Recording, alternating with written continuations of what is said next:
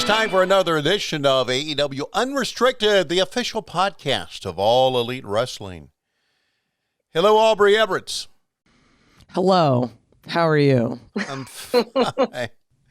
My name is Tony Schiavone, and Aubrey and I are going to talk a little bit about what is going on in AEW, because there is a lot going on. First of all, great to be working with you again. We're moving into the month of July now.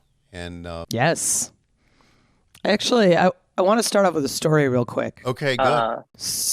Because I want to tell you how much I love you. Oh. I'm currently, as the time we're recording this, I'm still in Chicago because I stayed here an extra day. Detroit's only like 45 minutes away, whatever. So I had to pack all of my recording equipment, like my light, my stand, my recorder, all these cables and stuff, because I love you so much, so that you could take your ass and go back to Atlanta and record from the comfort of your bat cave. I had to like unpack a couple of shoes I was excited to wear just so I could make room for all this bullshit. Yeah. And I'm just sitting here like, man, fuck Tony Schiavone, man. Like, but I love you, bud. I wouldn't do it for anyone else. Thank you very much. I love you too. I was a little bit late getting here today because I've been on dog patrol. As you can see, the bug is not here with us right now. He'll be bounding up the stairs any moment now. So I had to I had to pull off on that to get involved in this. But I love you too. I really do. Yay. We are having a lot of fun being a part of AEW as we move towards this being our third year of doing this. A lot of great things have happened. A lot of challenging things have happened. As a matter of fact, one of the most challenging things has been the injuries that we have had here in AEW. And I think it's... No, keep going. No, I was going to say that I think it's kind of amazing. It's a challenge to be able to really put on a show when you don't have your big stars. And it's not to say that we don't have big stars left, because we do, but... we don't have CM Punk right now. We don't have Bryan Danielson. We don't have Kenny Omega. Kyle O'Reilly is out. Samoa Joe is off doing a project. Adam Cole has been hurt again. Dax Harwood of FTR is not hurt, but he is banged up. You may see the shoulder, that tape that he has on. Jungle Boy's not been around for a little while. MJF walked out. So it's been a challenge really to put together a TV show, and I know because I'm involved in that process. But then when you circle back and you think about what we just saw at Forbidden Door, yeah, I know there was a lot of Japanese stars from New Japan Pro Wrestling there, and some American stars, and obviously some stars internationally. But it's been a pretty cool time to be able to say, hey, we're doing well, despite. It's been interesting, and I think Forbidden Door is proof positive of a lot of things. Like, when the show was announced, it was like, it's the United Center, it's, this day, end of June, whatever, and not a single match was announced, and it's sold out.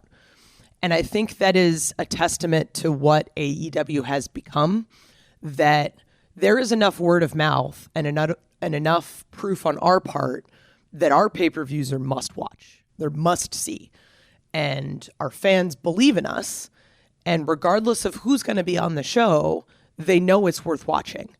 Like, we had it extremely successful pay-per-view, I think. Like, I think Tony said in his press conference, like, he was hoping for at least 100,000 buys, and that would have been, like, real successful, and we did more than that. It's just, like, all of our pay-per-views year after year have grown, and we're seeing amazing growth for the company. So from that perspective, it's great. And I think also, the running joke is like, oh, we hired another person this week because we just keep bringing in people. But then when we see, the unfortunate thing happens of all of these injuries, we get to take advantage of the depth of the roster that we have, the depth of the fantastic talent that we have, and the stars we've been building. And it's just a testament to everything that TK has done, to everything that you've done, and everything that everyone does to make this company the success it is.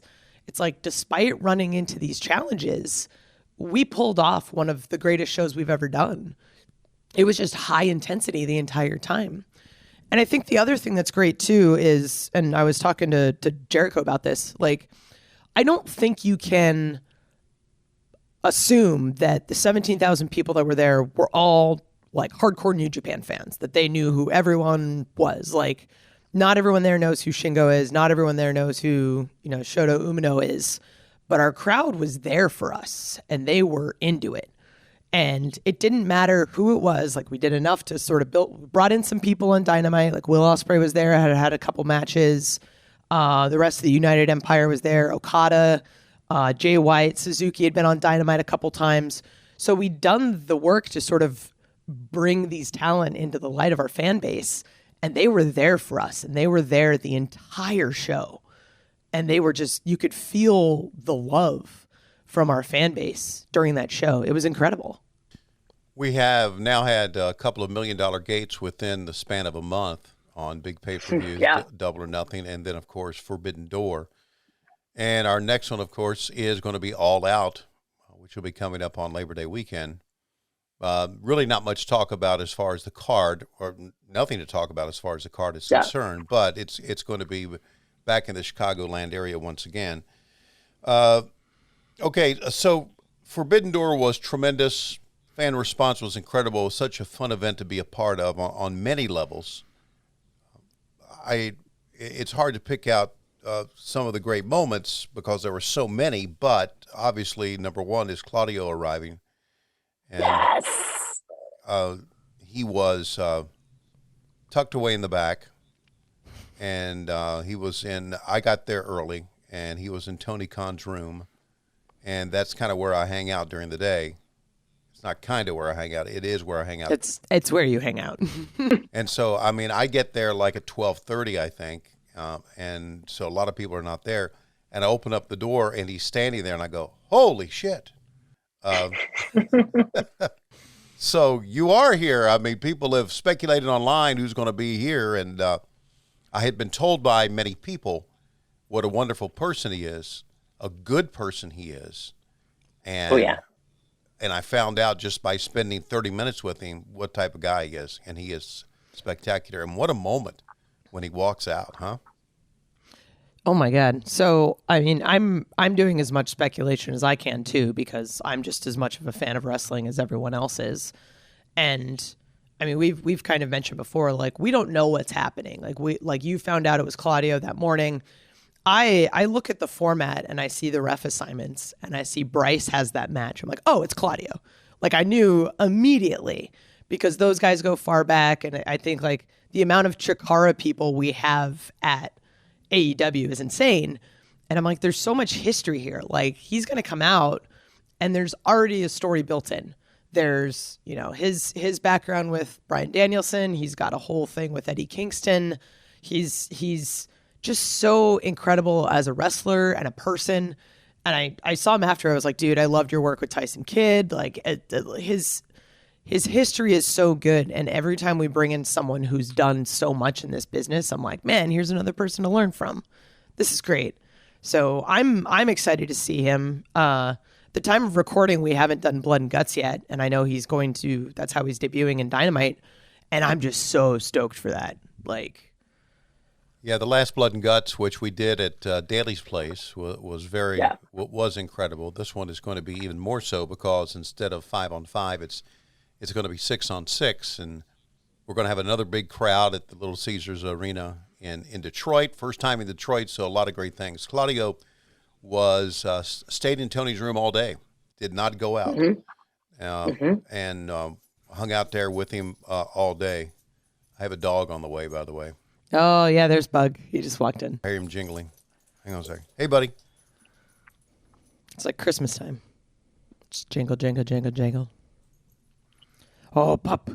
He just ate breakfast, so he's got to wipe his face on the carpet. Oh, of course, of course. So I'm going to talk until he starts barking at me.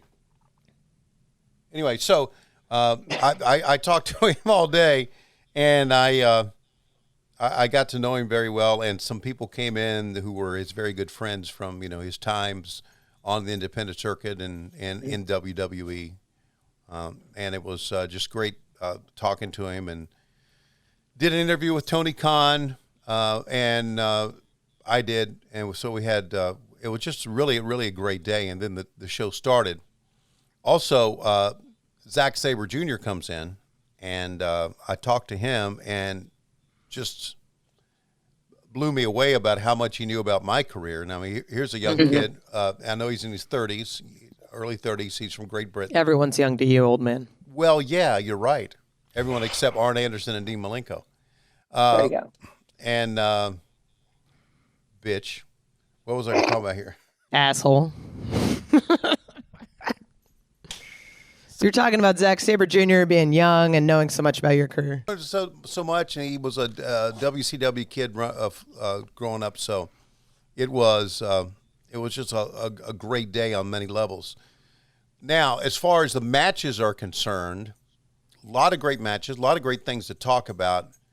But, and I put this up on social media, I just thought Will Ospreay and Orange Cassidy just absolutely tore the building down. It was like, I haven't seen that much Will Ospreay compared to Orange Cassidy, but man, that kid can go as well. Oh man. So I mean, there was quite a response on Twitter when that match was announced, and a lot of people were like, "Oh, you're wasting Will Ospreay." It's like, no.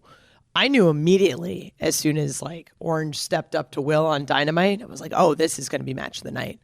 Because Orange Cassidy has that ability to make you think he's a terrible wrestler because he just doesn't care and he has all that apathy. But when he's in the ring, he's so good, and he's just one of the best guys on our roster.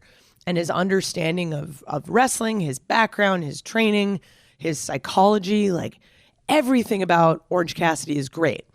And you pair him with Will, who, you know, and when Kenny left New Japan, he basically gave like Will and Jay White the crown and said, "Okay, this company is on you guys." And Will is just one of those guys that's so good. And it's easily like, I knew it was going to be match of the night, and it was. And I think the crowd knew it. And I love your tweet. It's like, you don't have a pulse if you don't like that match. It was just so good. Like on top of all of the other amazing matches that happened that night. It's insane. I have a chance, and you have a chance to talk to the wrestlers afterwards, and most of them are just so low key about their matches, and they want to, you obviously talk to them and you say, "Hey, great match." And a lot of them go, "You sure? Was it a great match?" Or they're like, "No, it wasn't. I messed this up," and blah blah blah. They all start getting super critical of themselves. I know. Yeah, that's just the way our business is, and that's the way entertainment is. Actually, the entertainment business. A lot of also, I got to interview Juice Robinson for the first time. Yes, and that was cool to be able to do that. Jon Moxley, it's an old cliche, but he bled like a stuck pig. When does he not, though? Yeah, but I mean, that mat was like freaking covered with blood. Yeah. And then we do an interview afterwards.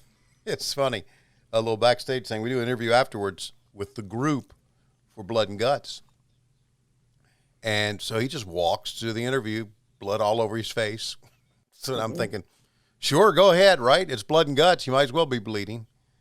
Yeah. But Jon Moxley's a different level. He's a different level than anybody I've ever been around in my life, because the Jon Moxley that you see on the screen is the Jon Moxley that we see backstage. Just no nonsense guy, and which reminds me, how you have to put gloves on when there's blood. Yeah, for safety. For safety, right? But that makes it more of a challenge for you too, as a referee, when someone is really, really bleeding, because you have to be concerned about their well-being as well. And I know you're in contact with the doc, but you have to be concerned about their well-being. Are they bleeding too much? How long can we go with this? I mean, Jon Moxley reminds me of that. The Wheeler Yuta Jon Moxley match we had not too long ago reminds me of that, right? Wheeler's just spewing blood from his face. Like, oh, it's so crazy. So, like, the gloves thing's interesting because, like, putting gloves on in a match is already difficult because they end up sticking together. Your hands are sweaty, the gloves are sweaty, whatever. And we don't get latex gloves because there's people with latex allergies, so like they're the kind that like don't necessarily go on that easy. So once you actually have them on and you're focused on the blood, it's just one of those like, okay, this is kind of concerning, because our first job is safety. Like, we need to make sure that the talent is safe and that they're not doing anything stupid, because it's a marathon. It's not a sprint. So while someone might be like bleeding profusely in one match, it's like, how is this going to affect them long term? And you're sitting there Sunday going, okay, this guy's bleeding buckets. We're 70 hours away from another match where a lot of people are going to be bleeding. And that's like the first thing going through your head is like, at what point do we need to loop the dock in? And I like, the crowd knows that too without like saying it, because we all just like, we care about the people behind the wrestlers. Like, and Jon Moxley's had one incredible year, like went to rehab, came out, looked great. And he's got, his daughter just turned 1, moved back to Cincinnati. Renee's doing great. Like, the year he has had is insane. I'm so proud of him. I'm so proud of everything he's done. I'm so proud of everything he continues to do. And I'm so happy that he's our interim champion. Well, the year we have had is insane as well, and we still got a lot more of this year to go. We'll talk about that, some of the venues and some of the places we're going to be, and also talk about some of the things that have happened here in 2022, aside from Forbidden Door, when we continue on AEW Unrestricted.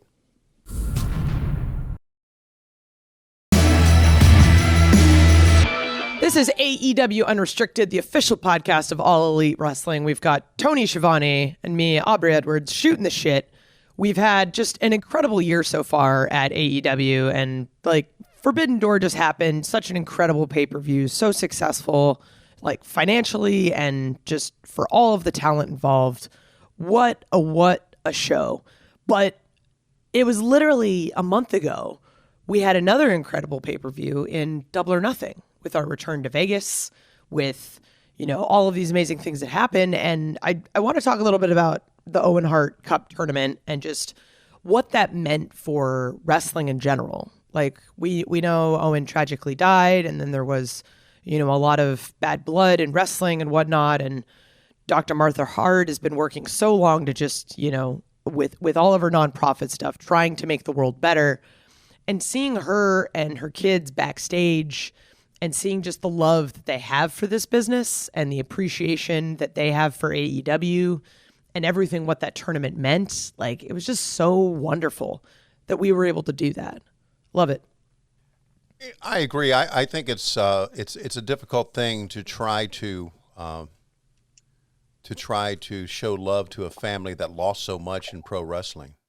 It's not an easy thing to do, but she did. She came up with this foundation, and I got to meet her for the first time. I did work with Owen a little bit back in the WCW days, not enough, but Owen was loved backstage as much as he was loved on camera, and probably even more so. Just a great guy and a wonderful human being. I think the tournament was a success on many levels. I think we had some great matches in the ring.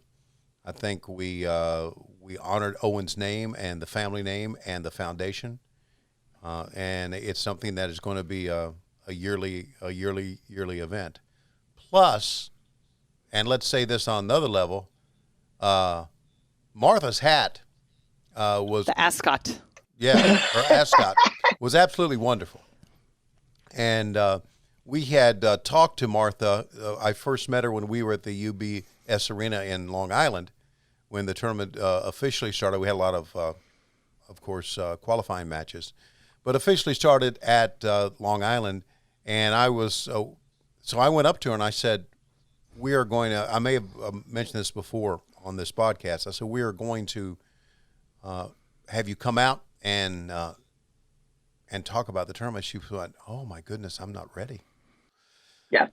And I said, "Well, let me work on that a little bit. So I'll bring Tony in, and her and Tony decide. We'll wait until Las Vegas, and then we got to Las Vegas, and I thought she would come at the beginning. She said, "No, I'm going to come out at the end," and it all kind of worked out. It really did. It was a great presentation of the belts to Britt and Adam Cole, and it's something that we're going to be seeing a lot of as we move forward here.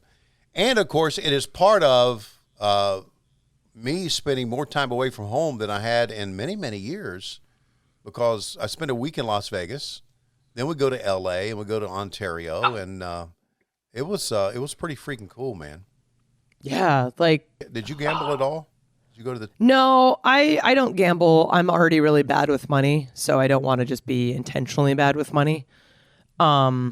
It's just yeah. You just want to be unintentionally bad with money. Right. Yeah. It's like.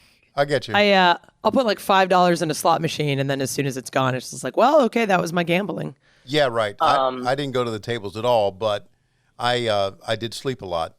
But that's another story. Yes. Boy, did I ever sleep a lot.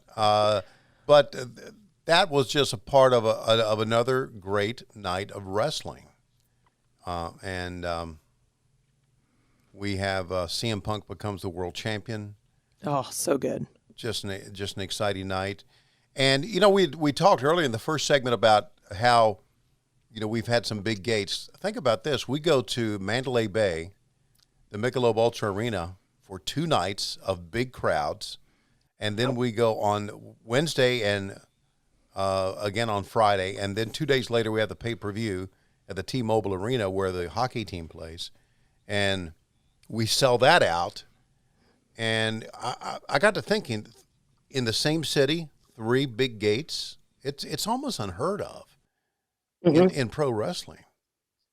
I mean, it just blew my mind that we were able to draw that many fans to come see us when it's a televised show.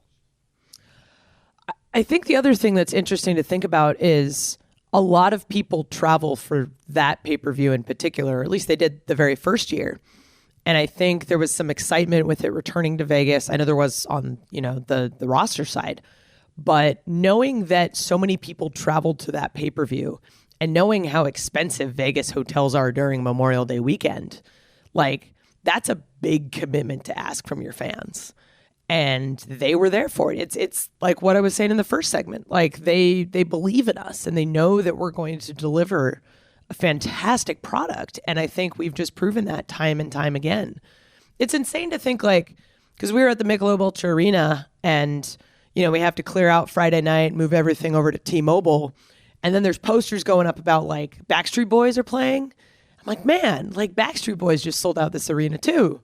We're on level of Backstreet Boys. This is dope. Like, when you start to think about it that way, it's like, man, this is great.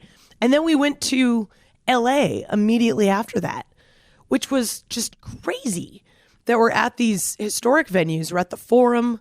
We're like, it's just so insane how, because we spent so long in Jacksonville and like those fans were there all the time, but being able to see the West Coast and seeing all the people that have been patiently waiting for us to be there and how just insane those shows were. Like, we're not even at like the official year 3 yet. Like, the growth we've had is just insane. I keep saying it, but it's like, it really is. You mentioned Jacksonville. I miss Jacksonville. I just miss the closeness and the camaraderie. I don't miss the late night staying up to 2 and 3 a.m. Shooting dark matches. But shooting dark. Yeah, but I do miss. I don't know. It just when we first. I think I mentioned this earlier on the podcast that when we first started in the pandemic, we were all concerned, and we were concerned about the business. We were concerned about the state of the economy. We were concerned about people's health. There's a lot of concern, and then I got to think, man, we're going back every week, and then by the time we got halfway through it, of course, we didn't know what halfway was at that time, but by the time we were halfway through it, it got to where it was. I thought it was really cool, seeing everybody in the same arena, and the camaraderie that we had built amongst us. I just and then when we finally went back on the road, I just like, man, I miss Jacksonville. I really do, but not to the point to where I don't want to see the big crowds again. But I just thought that we developed a closeness of a company during that stretch of 2020 and 2021. I think the big thing is because we were all concerned about the pandemic, and Tony especially wanted to make sure we were all safe. So we're all staying together in the same hotel. We're all eating dinner together. We're all partying together. And that sense of camaraderie really just became huge. And I think like we talk about culture all the time and how great TK is and what he's built and how he's just one of the most caring people in the world. But I think it was like the Jacksonville run was really like the product of that. And I miss Jacksonville too. And it's weird to consider that this will be our first year where we've been touring every week. We haven't had a full year of touring. Like 2019, we started October. 2020, we got cut off after Salt Lake. So this year, 2022, will be the first one where we've been on the road every year. And it's insane to think about that 2 years ago, we were in Jacksonville every other week. And now we're literally everywhere else every other week. Listening to this podcast, if you're wondering out there, gosh, Schiavone and Aubrey are just singing the praises of AEW.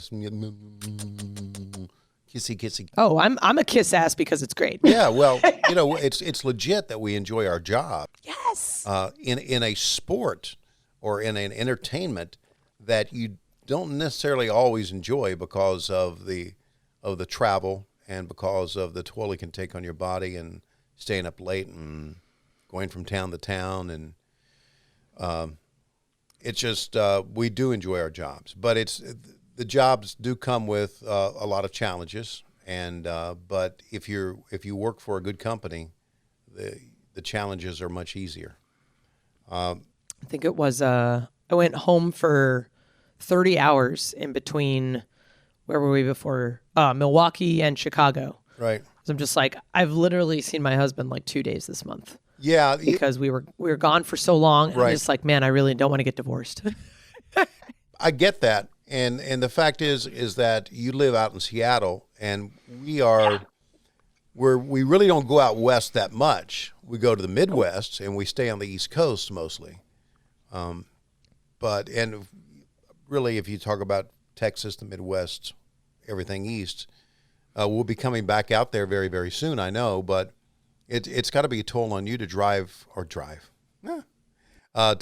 fly cross country as much as you do. It is. It's one of those, I'd compare it to my commute. Most people will sit in traffic and, waste their life in a car for multiple hours a week. I just sit in a plane. I don't have to think about, it's not like a bus stop where I have to like make sure I don't miss my stop. It's like, yeah, I'm going to one place. I get work done on planes. It's great. It's, I just happen to commute only 2 days a week. That's it. But, kind of thinking back to that, like, I'm just so grateful for the fact that I didn't have to move, that I've gotten to stay where my family is. I've gotten to stay where my friends are, where, I built a prior career, and that it's just like, yeah, sure, we'll fly you from wherever because we want people to be happy and love their lives outside of wrestling. Just to continue the ass kissing, like the fact I still get to stay in Seattle is great. By the way, let everybody know we'll be going back to Arthur Ashe Stadium once again. We were there a year ago for the inaugural Grand Slam, and gigantic crowd. You probably saw if you did not go, you probably saw the photographs of the crowd online, or you saw the television show. That was pretty cool. It was pretty cool that I'd never been to what is center court for the U.S. Open. And it was pretty cool to be in New York City and drawing that big crowd. Some memorable things for you from that show. What do you remember from that show? Like being in front of 20,000 fans is insane. And when you're in the ring, you don't necessarily see 20,000 people just with the way that the lights are, but you feel 20,000 people because they're all just on their feet. They're all engaged. And then the way that arena is built, all of the sound funnels into the middle. So it just feels even bigger. And I remember just walking into that building, and it's gorgeous. and the dressing rooms have like the names of all of the tennis players that have played there. And you just know that even though this is like a newer arena compared to some of the other places we go, there's so much history there. And I remember that night in particular, because that was the first night I worked with CM Punk. And I was originally supposed to do his first match, but that it didn't happen for a number of reasons I'm not going to go into. But like, he said, like, yeah, I want you to do my next match. And it ended up being in front of 20,000 people, him and Will Hobbs. And I'm just like, this is a dream.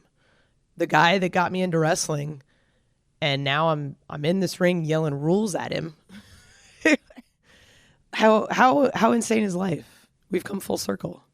We'll be going back to Grand Slam and going back to Arthur Ashe Stadium on September 21st for our Grand Slam event, our Grand Slam Dynamite, and, of course, taping Grand Slam Rampage. So keep in mind that we'll be going back there once again. All right. We got more to talk about, including not only is it AEW now that you hear about, it's Ring of Honor. Yes. And we're going to surprise everybody by talking about Aubrey Everett's career as well. And because my career has been well documented. Shut up.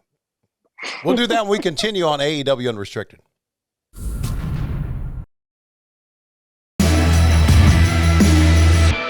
It's AEW Unrestricted, Tony and Aubrey. It's our shooting the shit episode that we love to do. Yes. Because we do a lot of that backstage anyway. I mentioned previously that my career in wrestling is pretty much well documented. You just got to go back and watch some old videos. But yours is not. So tell us how you started. That's how I started? Yeah. How did you start? When did you start in pro wrestling? How did that all begin? Because I know you and your husband really loved the pro wrestling. We all did, being in wrestling. But how did it start for you? I actually am celebrating my 5-year anniversary this month. And I was talking to Zack Sabre Jr. After the show, because we first met in 2018 in NOLA. We were on a couple shows together. And he's like, how long have you been in the business? I'm like, when I met you, I was 8 months in. And he's just like, what are you talking about? You've only been doing this for 5 years? I'm like, yeah, no, it happened all fast. Like, I had a completely different career. I was jaded in that career. I'd been doing it for a long time. I'd shipped like 6 video games by the time I was 25. And, I'm 30, needing a life change. And someone suggests, hey, you should try reffing. And I'm like, you're an idiot. Why the fuck would I do that? Like, it's just, no, I enjoy being wrestling as a fan. Like, why? It seems so weird. You're just yelling rules at people. Try it out. Suck at it, try it out again, get a little bit better. And, a year later, I'm, at a WWE tryout. A year after that, I'm reffing Cody versus Darby 1. Like, this has just been a whirlwind. I've been on TV longer than I was on the indies at this point. It's insane to think about how, because it felt like yesterday when I started, but it's also felt like it's been an eternity. And it's wild. Like, I'm literally on this podcast with you. And I know we've talked about how this podcast came to be and how you picked me as your co-host because I was trying to find a fucking photographer that day and realized, like, we knew our chemistry was going to work. But thinking about who you are and what you mean to everyone in wrestling, and I just get to sit on here and shoot the shit and talk about our company and how much we love our jobs. It's wild to think this is where I'm at now. And you couldn't have told me like, oh yeah, you're just going to be in Chicago drinking cold brew, sitting with Tony Schiavone talking about wrestling. I wouldn't have believed you. Yeah, I wouldn't have believed it if someone said in 2022 you're going to still be doing wrestling. It's odd that you say this is your 5th year in wrestling. This is my 5th different decade in wrestling. Well, we've already been over the fact you're an old fart. Apparently so. Apparently I'm older than I think. 5 different decades of doing wrestling, the 80s, the 90s, the 2000s, the 2010s and 2020s. So you do realize you're old enough to be my grandpa, right? I'm not so sure I can go that far, but I mean, if you cheat the numbers a little bit. Let's go ahead and cheat the numbers. That's what I want to do at my age. Let's just fast forward in my life. I could be Aubrey's granddad. Well, there's a lot of kids I could be granddad of back there, I guess. But you are people's, like, you're everyone's wrestling dad. We love you so much, and everything that you do backstage for us and taking care of us. I know that, like, every show I hug you and the first thing you say is, "I love you, buddy." Yeah. It's just, man, this is my best bud, Tony Schiavone. Yeah. Yeah, we've built a great relationship. Thank you for that, honey. And also, thank you for all that you do putting this podcast together, because I know you tote the equipment like you talked about at segment 1, and you make sure it's all bundled up and everything. So we just basically, like, Stacy and I do the work, and then you just show up. I just show up, or not show up like I did for those couple of weeks. Yeah, just like, I don't feel like doing it. Just call Alex.